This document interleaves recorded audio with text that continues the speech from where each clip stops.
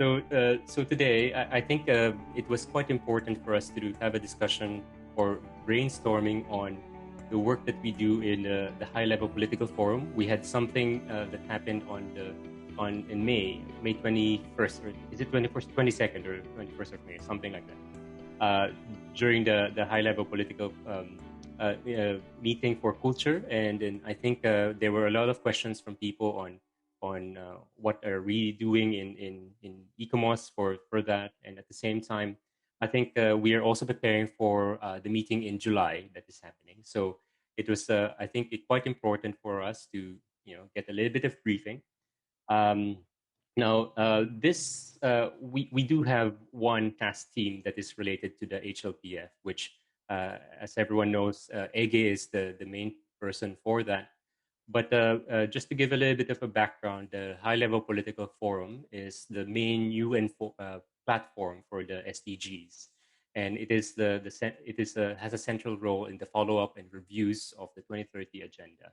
I think it started out in 2013, if I'm not mistaken, and it meets annually for 8 days.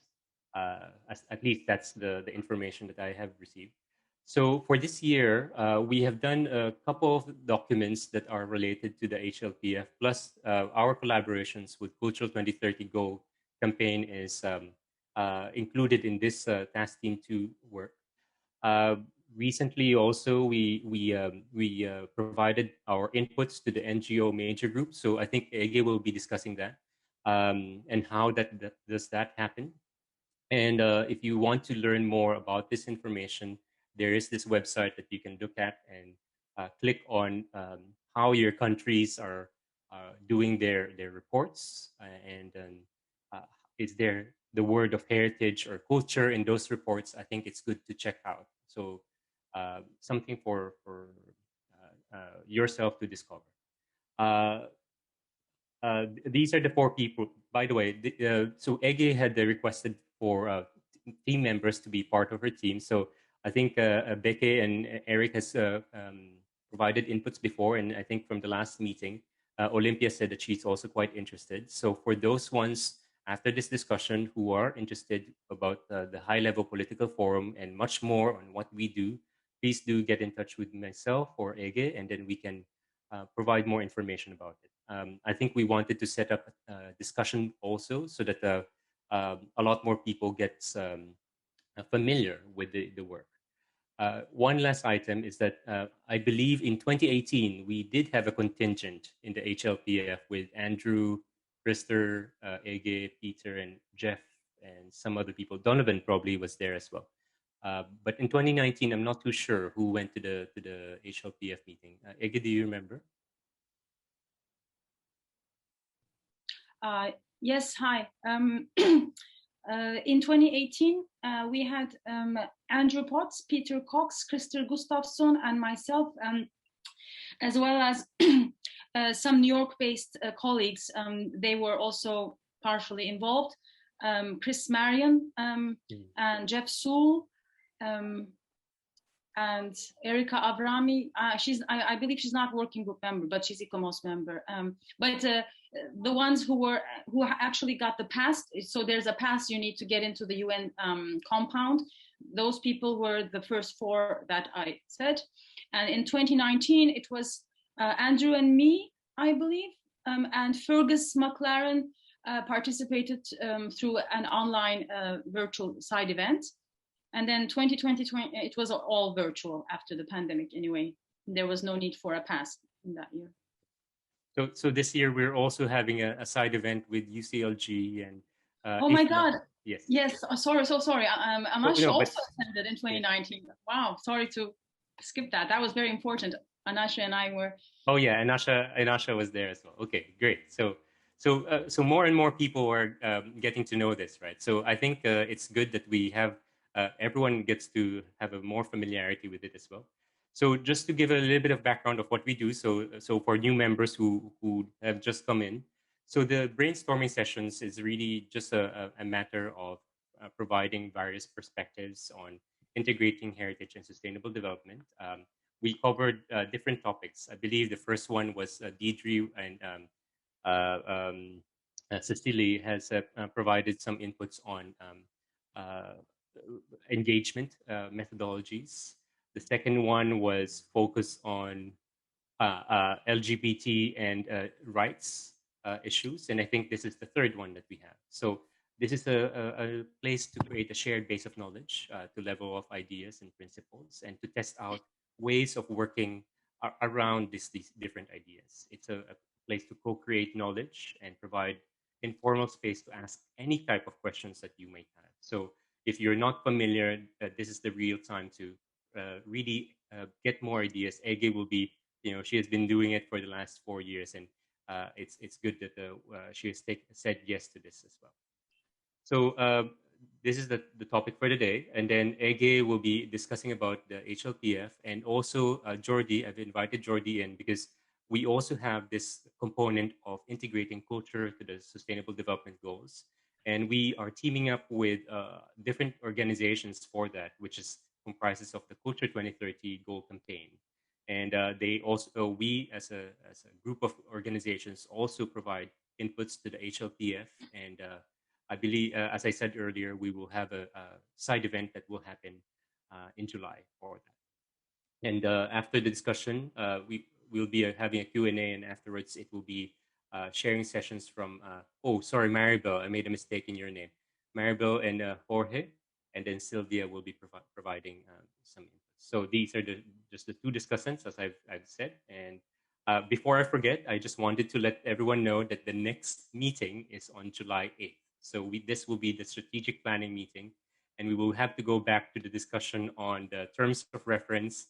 I owe some information to you, but we will discuss on locking in the names and really defining all the things that we've discussed from last time. So apologies, I had to do another component of our work. Okay, so let me stop here, and then I will ask Ege to start sharing. Ege, please. Right, thank you very much, Gabe. First, I'll start with a PowerPoint. You can all see it, I think. Yes, we can see it. Yeah. Okay. So I have to say that I need to switch to some PDFs or some websites to show some pieces in more detail. So I'll have to kind of stop sharing, reshare. I hope that doesn't disorient you. Sorry about that. But let me start. Let's see. So here's an overview of ICOMOS involvement in the UN processes for the SDGs. Gabe already gave some overview, some of the main points. Thank you very much for that. So the SDGs, as you know, were born in 2015. It's the post-2015 development agenda. But there's a little bit of history before that, which Andrew knows best. I wish you were here, but Sophia and Klaus-Peter are here. Just to say that the actual drafting of the 2030 agenda and the fact that there were efforts for a culture goal, and Jordi will tell us about the culture 2030 goal efforts. And I think at the end, the negotiations were finalized in the target level. So the 11.4 as the cultural heritage and natural heritage target was a big win in a way, because our topic is underrepresented. So at least we're in there as a target. So there was some ICOMOS involvement there. That was before my time. And we were also accredited to the UN ECOSOC, the Economic and Social Council, which coordinates, that's the UN organ that coordinates this high-level political forum. We have currently lost our status, and we've been trying to get it back. ECOSOC accreditation gives you a license to organize your own side events and to provide inputs into the platform, and all around, better representation. But even if we don't have our own accreditation, because we're part of the NGO major group, we can still get passes to the compounds. We can have our inputs into the official indirectly through the NGO major group. The NGO major group is part of several major groups and other stakeholders. It used to be less. I think it was 16. Now it's 21. You can find all of that in the UN website, of course. And we have been actively participating since 2018. There is background in 2017 as well. In 2016, we were in the UN Habitat, new urban agenda, adoption at the Habitat 3. That's also a UN platform. So this task team too is mainly about the HLPF, but it doesn't necessarily have to stop there. There are other connections, like high-level events. Gabe mentioned the high-level event on culture.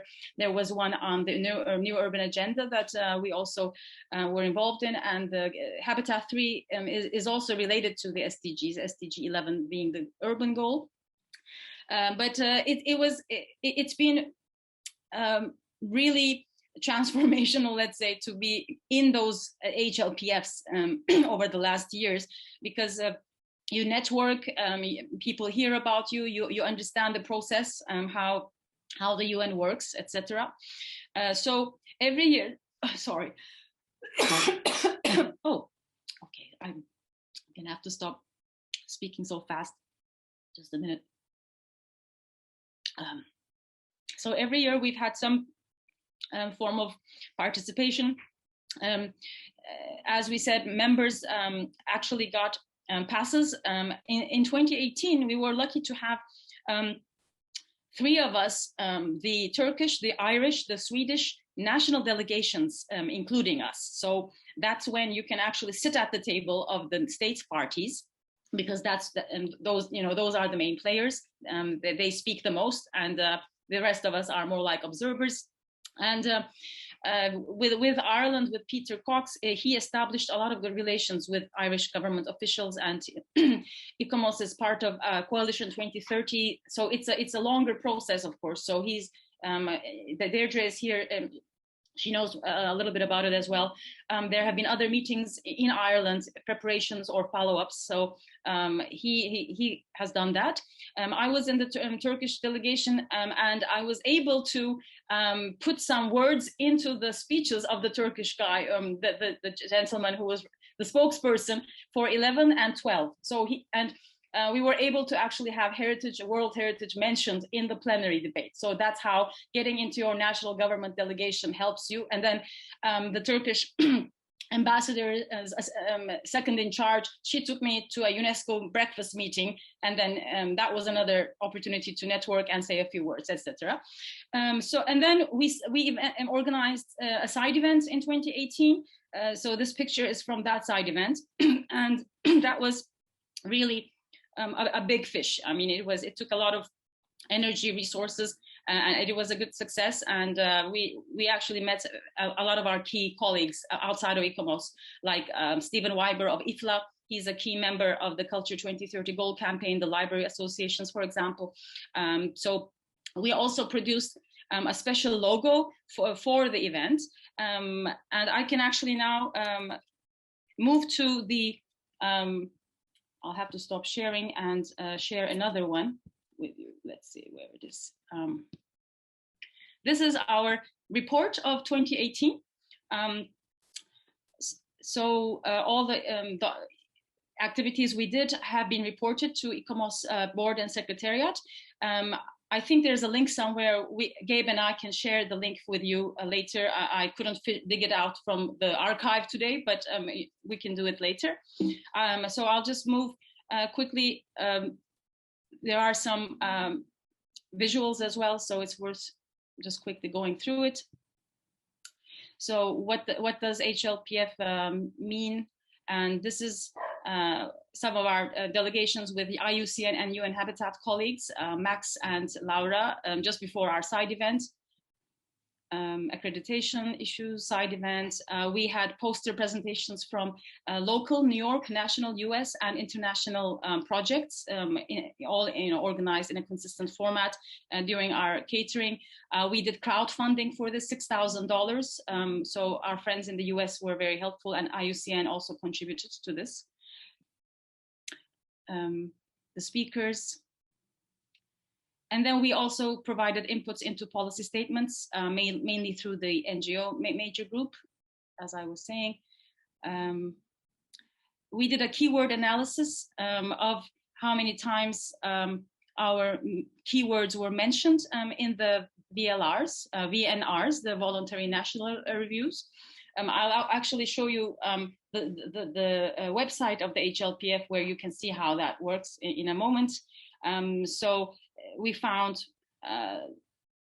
low rates, but not non-existent, something to build on, let's say, of culture, heritage, tradition, or art, those kinds of keywords. The NGO major groups position paper, inputs there. So we produced our own icon. Already, 11.4, we use cultural and natural heritage and people intangible heritage in ours. And then later on, the official UN targets icons came around. So we ended up with 2 of them, but we still have a license to use our own icon, and it doesn't really have to just be 11.4. It can be used flexibly, which we now do anyway. So these are the different logos that we were using. Heritage supports the global goals. So we are at the HLPF 2018. Lots of partnerships, either with side event speakers co-organizing, or we had a declaration that they signed, things like that. Lessons learned. The position of culture and heritage is weak. One needs to know how the advocacy and stakeholder ecosystem works. National government relations are key to most aspects of advocacy. Relations with local governments and cities are key for SDG 11 advocacy. I think we've also moved beyond that now for many other SDGs. Local government relations are important.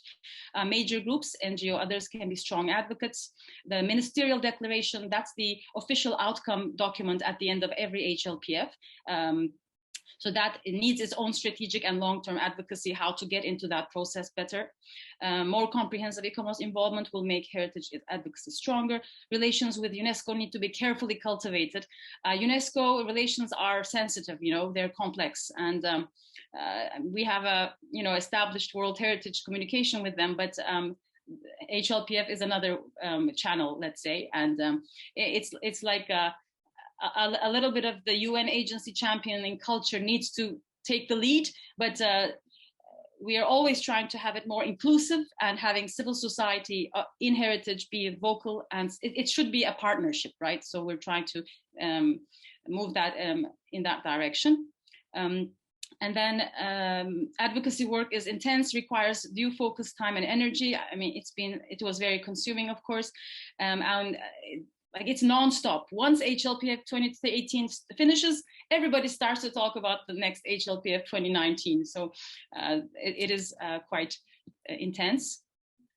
This is something about the action plan that has items to follow up relevant to it.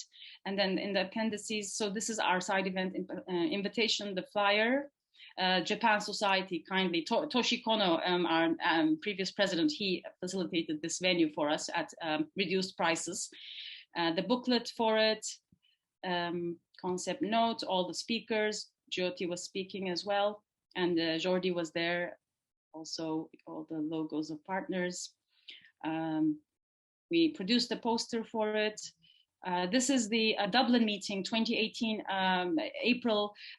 Peter Cox organized a meeting in Dublin to organize our bureau, let's say, for the working group.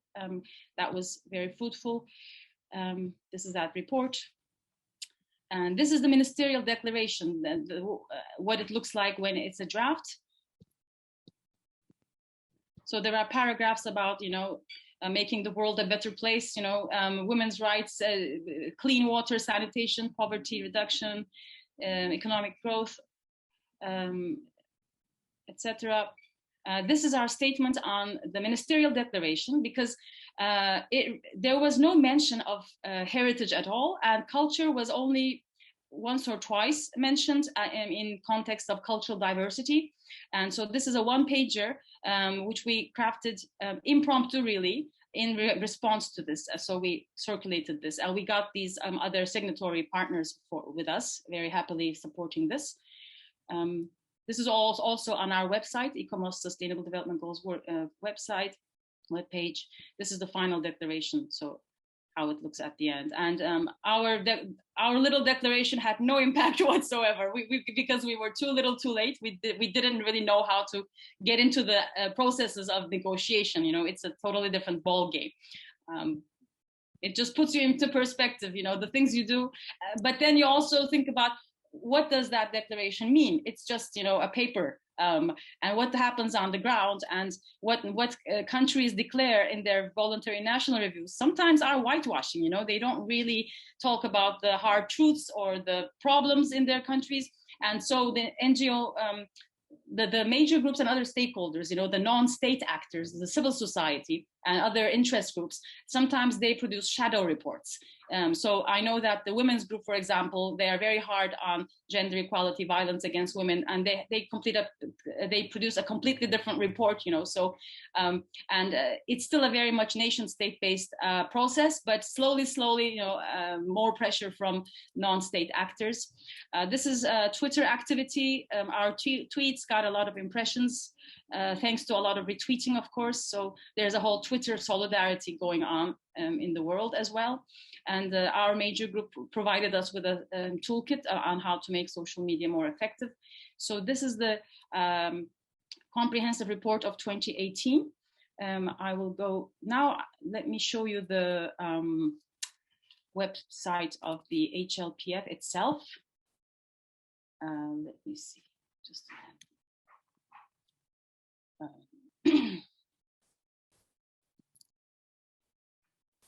oh, there we are.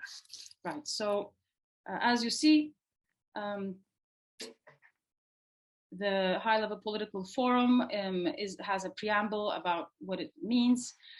So the voluntary national reviews, you can go into the database of all these countries' inputs and also other inputs, the program and the documentation, the outcome, other events, stakeholders, registration. So we use this website a lot, of course, HLPF over the years.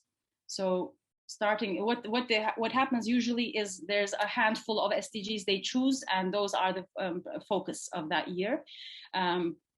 So in 2020, there were no SDGs in focus. It was just the pandemic. We were talking about, actually, sorry, not the decade of action was kicking off that year. So they did an overall review of all the SDGs, but then it turned out to have the pandemic as the core discussion topic when the time came. Stop sharing that and go back to the PowerPoint presentation, I think. There we are. In 2019, we also had a side event where we didn't organize ourselves, but we participated. It was about SDG 8, leaving no one behind, and inclusive economies. Every year we do input the NGO major group statements. In 2020, we organized a side event with the Culture 2030 Goal campaign. Jordi can probably mention more about that. In 2021, we also have a side event in preparation as a co-organizer.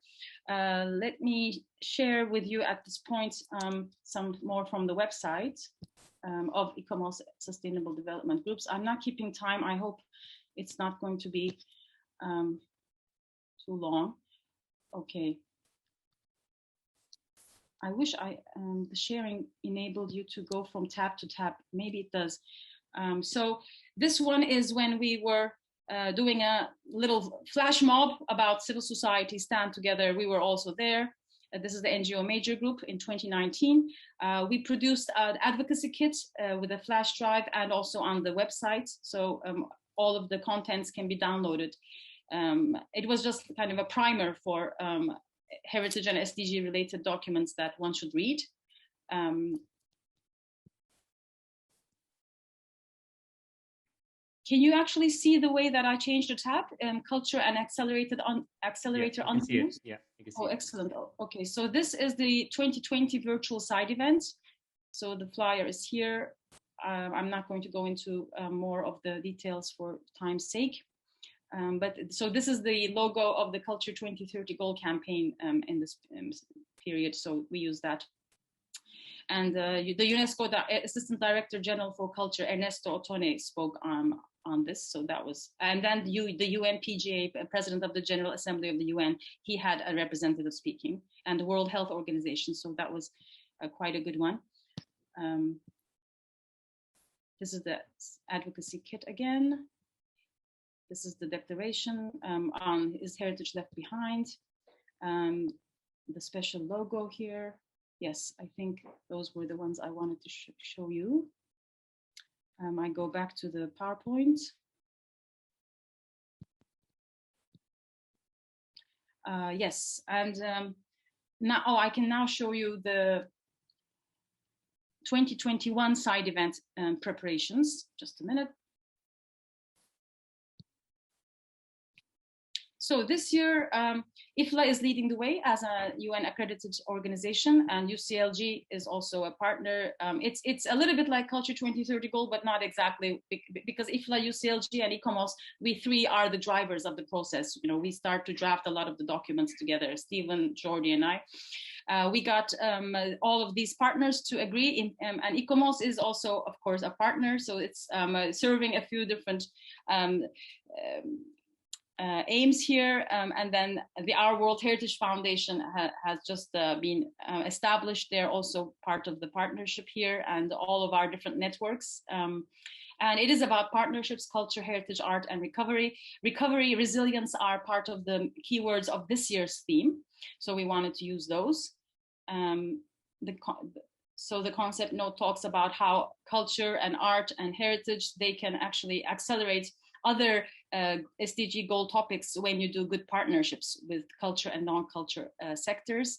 And we're waiting for the news of whether or not our application has been accepted or not. So we have three options for these, for the dates. And even if the UN doesn't accept it, we will still do it as an unofficial side event and use Twitter and hashtags to connect the two and still be somehow be present there. So there was the high-level event in 2017 that we also participated in, and now, yes, and the Culture 2030 Goal campaign topics, I will not get into them too much now. With the UN major group this year, we provided comments to their comments on the ministerial declaration, the zero draft. So, but they did actually use a lot of our inputs. I mean, like some of the key takeaways is that culture needs to be there more, for example, and climate change and cultural heritage are connected. So little wins for us. This is the major group's own position paper. It's now online, all finalized and with graphic design. You can see the links also in the Facebook and Twitter social media. Just share like this. Here, most of our inputs on culture and heritage have been have stayed intact, but there have been shortenings. So one paragraph was reduced to one sentence about the relation of culture and health, arts, culture, and well-being. So, you know, you can't have it all.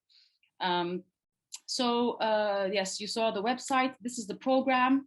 So the program is, I was going to show you the PDF in more resolution, but I think it will be a lot of back and forth. So I think I'll skip it. It starts on the 6th of July. The first days, you have some general presentations, and then some themes, and then in the side events in the lunch and evening slots. Those are still not, of course, finalized. And then in the second week, there's a ministerial segment, which is more high level, less access for stakeholder observers and a country. And then there's the VNR presentations as well in these. And it's very interesting to follow how the countries are presenting their VNRs. Every year there are about 50 countries that present. You can check out if your country, your national committee's country has a VNR this year. Some of them are still in preparation. You might even be able to contact them and say, I can support your cultural heritage section. And this has happened in Ireland, the Irish one, they used ICOMOS's inputs into their report, as I recall. And now there are also VLRs, voluntary local reviews. So cities and local governments are now producing something like the VNRs. And Izmir has just asked me to support their culture section. So I'm very happy about that. Hopefully more of those things. So as long as it's virtual, you can just follow the online links and participate in any of these sessions, you know. So that's one of the beauties of the pandemic time, I suppose. I stole some slides now from what the, who was it? The UN DESA, Department of something affairs, economic and social affairs. They provide a contact point between major groups and other stakeholders and the UN. So they provide briefings and training webinars sometimes. So I attended one of these on behalf of ICOMOS in May, and they were giving a primer on what's happening. And there's a whole other world of advocacy where, you know, many different interest groups are nominating spokesperson to speak in the slots of all of those sessions. There's an observer civil society slot. But to be honest, as ICOMOS, we haven't really been active there. For one thing, you need to be speaking on general topics. I mean, you're not really allowed, let's say, or it's not really appropriate to just talk about cultural heritage, because you need to represent your major group, and it has to be NGO major group, you know. But we do support the narrative of the vulnerable groups, because culture, heritage, indigenous perspectives, traditional society groups, these are all relevant to the NGO cause, of course. Anyway, so the dates and the theme of this year, the goals to be looked at. So we are subscribed to the mailing list of NGOs and NGO major group. Some of us are, and if anybody wants to be subscribed, let us know, and you will start receiving a flood of emails, so beware. But it does help you understand what's going on, and there are very interesting events, you know, on different topics that you can, webinars that you can attend. So as we have talked about, the documents, oral advocacy opportunities. So the lead discussants are being nominated these days, and the VNR sessions, and then written advocacy opportunities. Paragraph 89 is about more involvement of non-state actors, as I recall. Other events, exhibitions, special events. And this is their calendar for the speakers to be representing this major group. These are from all of the major groups for different themes. So, and they're trying to do gender balance and regional balance here. And there are some regional coordination mechanisms, like the Africa Regional Coordination Mechanism as well, that I think it's interesting to follow that. So I'm not really dwelling on these too much, because I'm sure I'm out of time, and these are a little bit too advanced for us at this level. Maybe we can start to, you know, find ways to represent ourselves here. And we also have to think about, is it worth it, you know, our resources? Is this what we want out of the whole process? Is this the impact that we can get? Because this is all very time consuming, you know. I think I also have slides on the Culture 2030 goal campaign, but Jordi, I'm sure you will talk about all of these, right? So I will not get into these.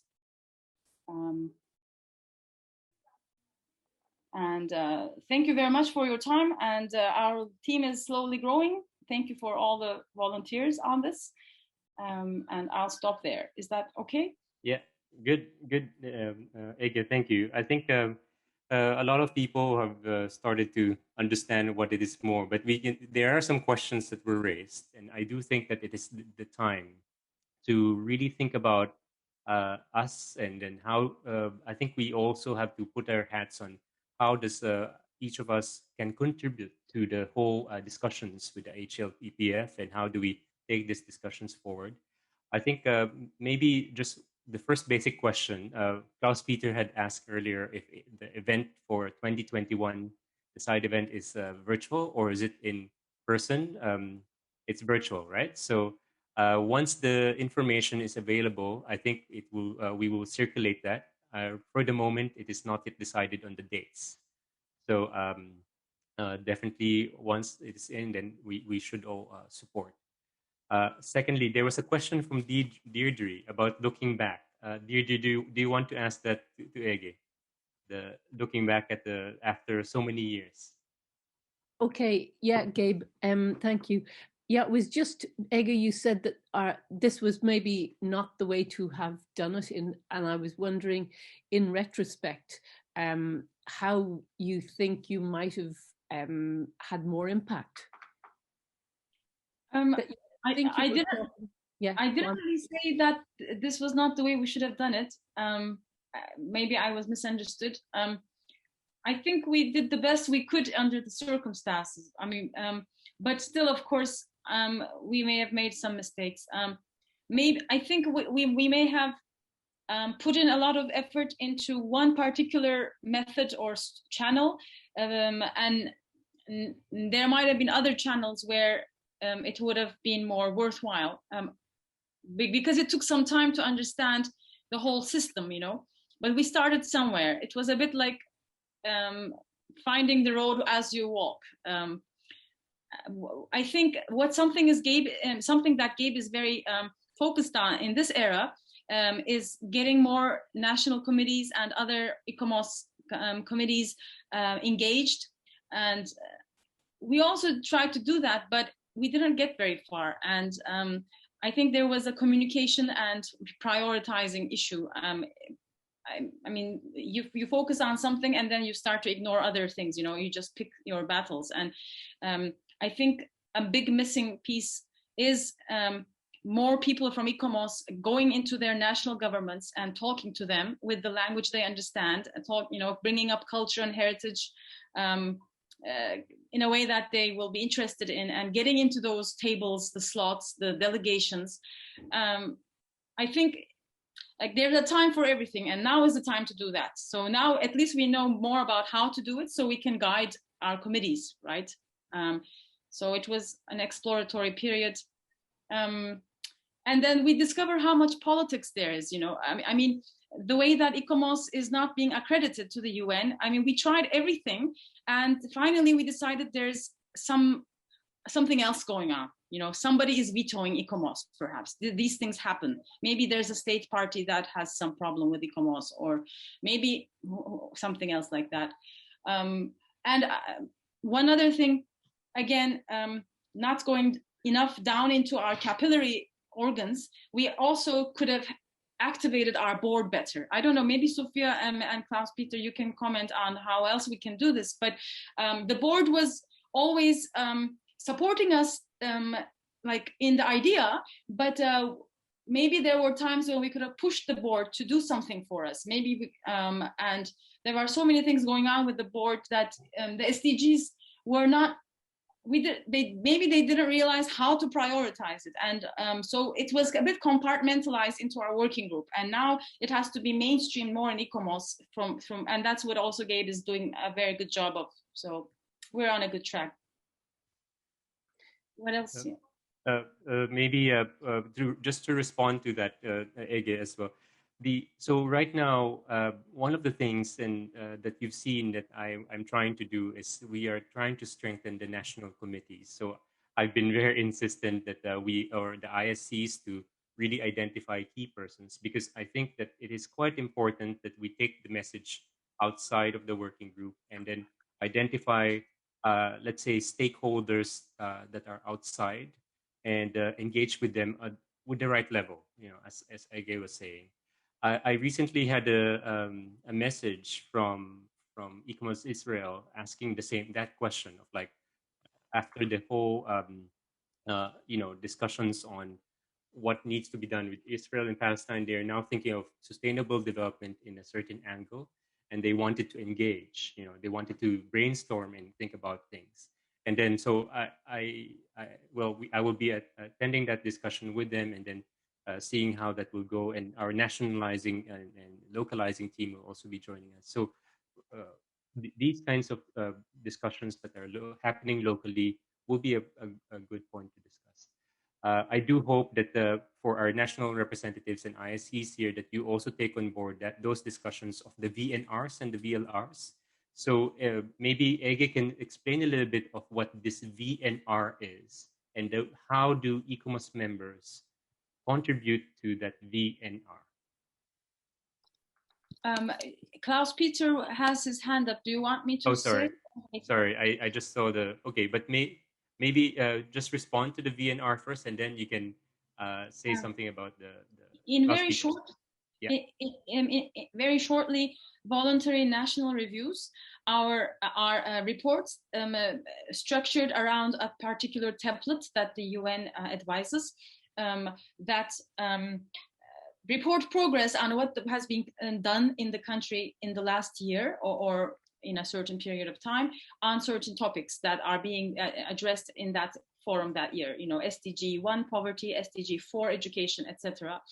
And they explain the process of data collection, how participatory it is, and then they provide some vision statements on what is their priorities and what drives them in their strategies, and then they go into particular projects and they give statistics, so that about employment statistics or demographics. I remember the one from France was interesting. In one of the years, they listed cultural services, so access to health and education services and cultural services. So they had that was a unique one in statistically. So every country has its own unique way of, and so that's that. And then VLRs are local reviews, and they're not as officially established as the VNRs yet, but they're increasing. There's a movement, and New York is a leader in that, but also Bristol and maybe Bilbao, Mexico City, and many cities are very strong. More VLRs are being done. And so now at the campaign, we're also analyzing with a report the VLRs. And what's the significance for us? I mean, it's the opportunity for a government in a country to think about what they've done, and in that brainstorming process, if you can get in there, you can influence their prioritization, you can influence their thinking, and also what they choose to report, what they think is important. Maybe something else has been happening that's great in the country, but civil society has done it and they have no clue. So every country has a different situation, and they're not clued into the civil society efforts, perhaps. So if you improve the VNRs, you improve how the country's government policies are being shaped and implemented, I think. Very aspirational. Thanks. It doesn't really happen much, but you can still try. Yeah, thanks. I think that's what also Peter Cox has done, right? To influence his national committee, like the government, and then that improves the connections between heritage and the country. Okay. Ireland was an easier country, though. They're already pretty open and democratic. I mean, for Turkey, my getting in that delegation was a fluke. My father is a retired ambassador. We had personal connections. Otherwise, I would never have gotten into that delegation. And they didn't call me again, by the way. Okay, let's go for Klaus Peter.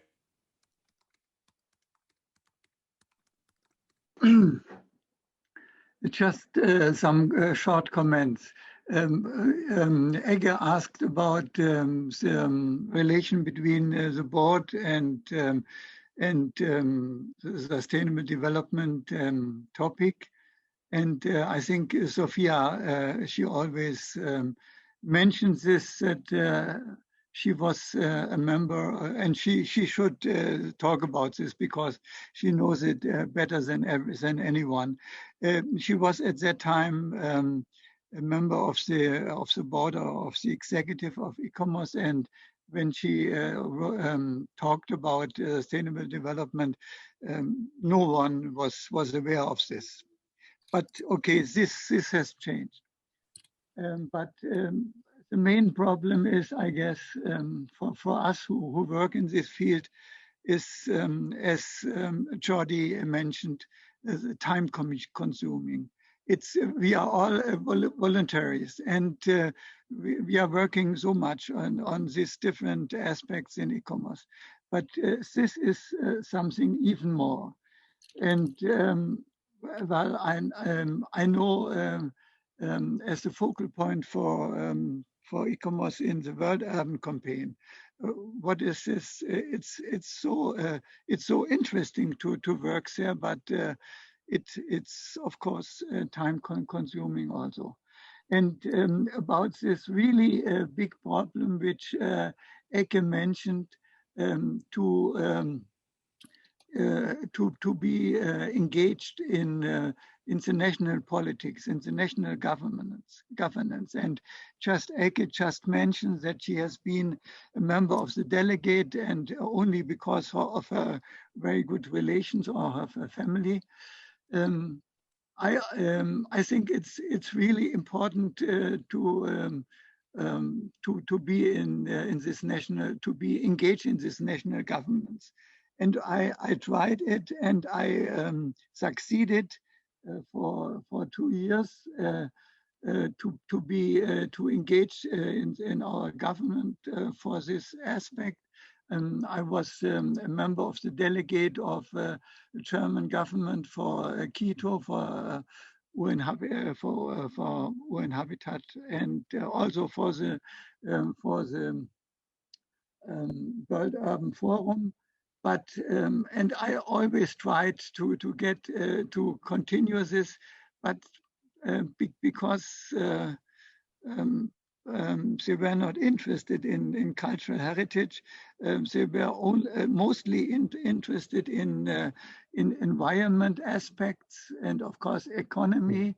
And so I did not have a chance now to be in the delegate in these international conferences. And I think it's a pity, but it's a situation. Thanks, Klaus-Peter. So I think we all know it's very tough. So I don't know, you don't see my emails, but I have a lot of emails coming from different directions, and probably Ege knows this. And you know, but I try to really limit the amounts of emails that I give to people so that it's like condensed. But it is a lot of work for us, and you know, we're all volunteers, and that's why I'm trying to manage everyone's expectation and say that, okay, let's lighten the load for everyone. Okay, I have Sophia wanting to ask a question, but Anasha wanted to say something first. Anasha, do you want to ask your question? No, just I like to say that my successor in the beginning of 2018 was Peter Phillips, who appointed as the chair of the SDG working group. So as you have noticed here, Gabe, Peter Phillips perhaps still continue his task as the chair of SDG working group, and in this case he is the liaison of the working group with the executive, the board, and the bureau of ICOMOS. But we need a liaison always. And in the last meeting of the board in Delhi, 2017, I asked from our colleagues to have as much as possible high representation of the board in this task, in this work. It is absolutely needed. Thank you.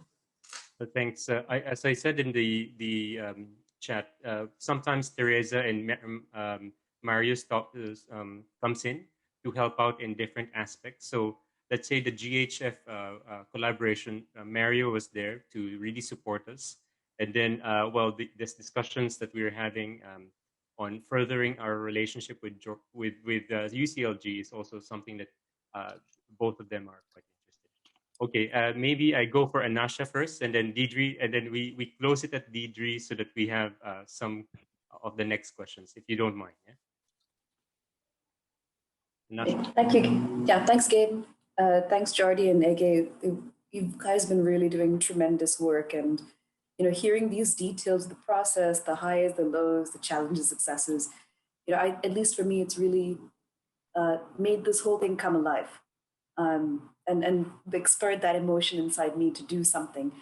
And so I posted 2 questions in the chat, and the first one, Ege, this is something that you had mentioned where you talked about, the being able to speak the language of other organizations and potential allies.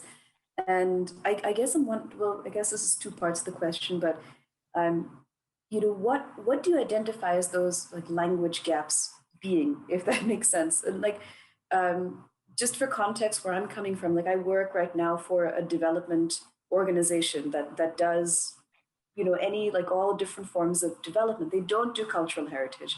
And that is something that, there are a few of us in the organization that are really trying to push for cultural heritage and tourism and integrating that language. And but I'm wondering, from what you've experienced from in the HLPF side, those potential allies, what are those language gaps, and like how can we all help to supply information, to supply that language and support those efforts? And then the second question, just so that I'll finish talking and then I'll let you speak, is, as the EP representative from the SDGs working group to the EPWG, which is a very active, very energetic group of individuals who are really committed to pushing culture, heritage, all of this forward. What do you see EPs and ICOMOS as being able to support in these efforts? Those are my questions. Well, thanks, Anasha. And I should verbally acknowledge again Sophia and Anasha and all our other friends too. Fergus is here, and Donovan is here, Elena is here, Ananya posted things, Paolo. I just got a little emotional about the teamwork that got into all of this. And, anyway, that's another subject, so that's not your question. But Anasha did write this report in 2019 as part of her US ICOMOS International Exchange Program internship with me, and we went to the high-level political forum together. And since then, she's been an SDGs advocate, and before, I'm sure, as well. The report was about measuring ICOMOS activities in context of the SDGs, and we had some really interesting findings on that. We can go into that later. So the language gap, well, I think one thing is like the archaeologist or conservation architect profile, your average conservationist. We have this kind of moral high ground position that sometimes is a disadvantage, because we are so invested and it's so obvious to us. We don't really think it needs explaining. Of course, we're going to conserve the monuments. I mean, how can you let a disaster, an atrocity like that happen, right? I mean, this mentality, we've discovered not everybody thinks that way, and you have to actually go all the way back and start Heritage 101. I mean, and appreciate that people may not be as sensitive as you. So being humble and being flexible on using the language. Sometimes you have to think in their hats. Like gender is an easy one. Actually, gender is complicated because usually it's not heritage friendly. A lot of the traditions are not gender friendly, or let's say inclusion, like social justice, right? And a lot of heritage communities are at a disadvantage. A lot of poor people live in historic towns or smaller towns that are historic. And you have to kind of make the connections. So connect the dots, heritage, non-heritage, all the time, place ourselves within the bigger framework, and how heritage makes sense to others from their hats, right? So actually that was one of the motivations behind the policy guidance that we issued in March 2017 to 2021. Remember, we had the webinar on, and we're promoting the new policy guidance, because the way that we wrote that is actually for non-heritage people. So they understand the connections, and there's so much we can contribute, and it doesn't occur to them. They have not been trained that way. There is this whole kind of lack of entrenching this into the education system. You have to also start with, I think, primary school, and either put cultural heritage and museums and archaeology or history in a way into the mainstream curriculum in education, so that people don't see us as a siloed, as a little thing at the end to think about, or something they cannot touch. And another thing about that, I think we have to relax about managing change and not being untouchable, and give the message that it's not like no touch, it's touch gently,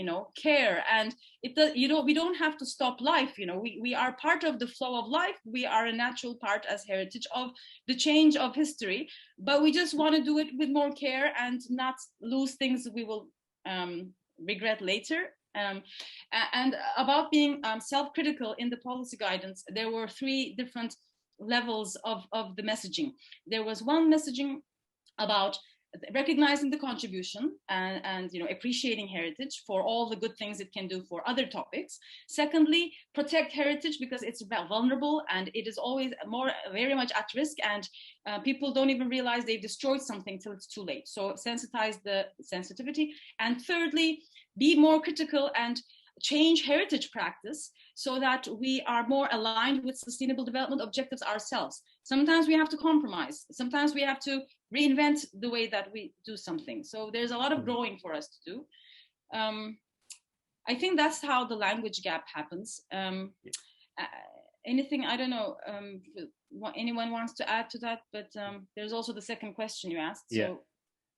So for the benefit of time, I think for emerging professionals, I just wanted to wrap that up. But right now we do have a lot of more people, emerging professionals that are coming into this discussion, and I think some of them are in this meeting today. So I do hope that what we are doing now of training and capacity building, technically we are doing a capacity building conversation here, that we are having new tools that we can discuss with other stakeholders. And I do hope it will be beneficial. And then Anasha and all these our interns that are coming in, this will fuel the next generation of people who knows the heritage and SDGs. Now, I'm sorry, but I'm mindful of the time. I just wanted to ask if DJ still wanted to ask some questions yes, please go ahead. Very, very briefly, Gabe, because it's sort of going in the opposite direction, but it's intra communications within ICOMOS. I'm just wondering, you have a well-established connection with a board member, but I'm wondering, should that be wider amongst all working groups? It should almost be like the Scientific Council or the National Committee Council. There should be a working group council, which basically, because it's so transversal and because,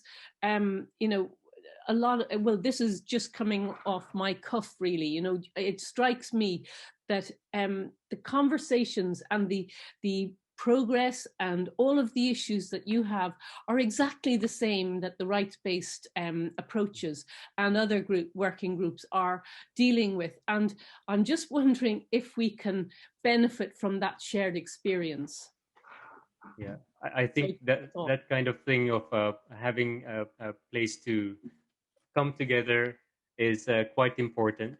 We don't have that platform right now. I meet Bente, I meet Andrew in different conversations to do certain things, but we don't have that kind of the thing that you have with the ACO. So that is probably perhaps a good suggestion to improve the discussions of the working groups. So I know that we are having a good discussion, but I do know that time is also quite important. So thank you very much, Ege and Jordi.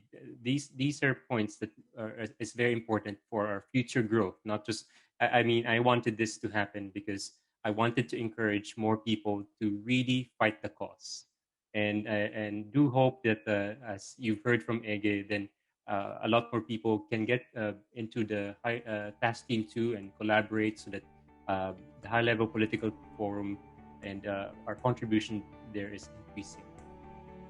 So we end here today. Thank you very much. Yeah. Have a good morning, good afternoon, and good evening. Yeah. Goodbye. Thank you, Gabe. Bye, thank you. Thank you to Goodbye. you. Thank you. Goodbye. See you all. Yeah.